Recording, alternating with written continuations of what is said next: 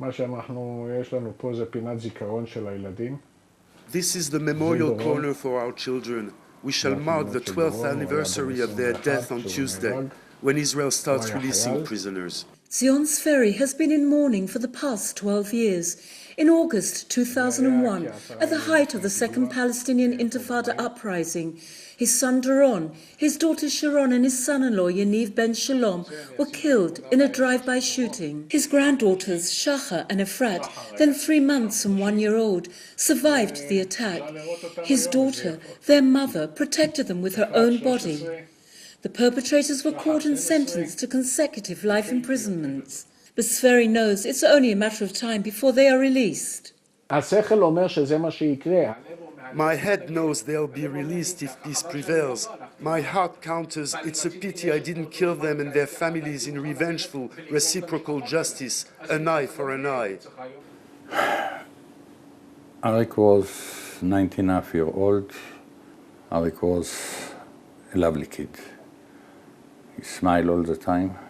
In July 1994, at the height of the peace process between Israel and the Palestinians, Private Arik Frankenthal was kidnapped and killed by Hamas militants while hitchhiking his way home from his base. 19 years on, still coping with the loss of his son, Yitzhak Frankenthal leads an organization of Israeli and Palestinian bereaved parents determined to work together for the sake of reconciliation, tolerance and peace. We need to overcome the psychological barrier like fear, hatred, mistrust, ignorance, and to try to push the governments to make peace.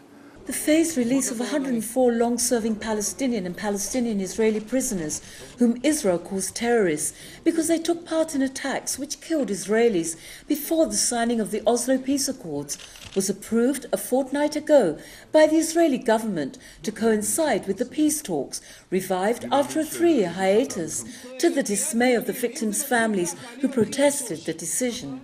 The historic Oslo Accords, signed 20 years ago by Yitzhak Rabin and Yasser Arafat, paved the way for direct negotiations between Israel and the Palestine Liberation Organization, yet never materialized into a final peace agreement.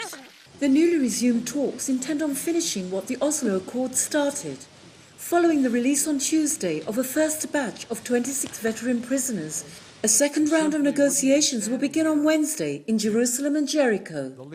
The rest of the 104 prisoners will be set free in 3 additional stages, conditional on progress made during the 9 months allocated for the talks. If those people who sent these prisoners to do something against Israel are now talking with the Israelis, why should the prisoners continue to be in jail? Over 6,000 Palestinians are imprisoned in Israeli jails, detained or tried by military courts. For both Israelis and Palestinians, they represent one of the most painful issues of the conflict.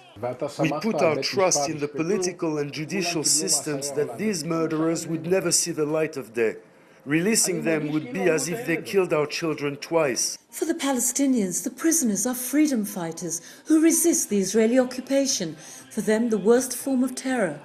Their release is a long-standing Palestinian demand. This circle of bloodshed should stop, and we should embark on the way of negotiations and peaceful settlement to the conflict.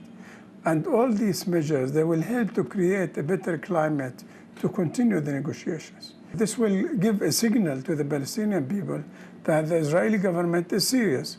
And the issue pits not only Palestinians against Israelis, but Israeli families of victims, one against another. If releasing murderers is a condition for peace, then this isn't peace at all. I lost Arik only because there is no peace between us and the Palestinians. The only language that the Israelis, unfortunately, understand is the language of force, of power. It means if there is no terror, you don't need to sit to talk with them. If there is a terror, you don't want to talk. It's catch-22. Frankenthal points at the powerful solidarity campaign organized by segments of Israel's civil society for the release of soldier Gilad Shalit, who was abducted in 2006 by the Islamist resistance movement Hamas.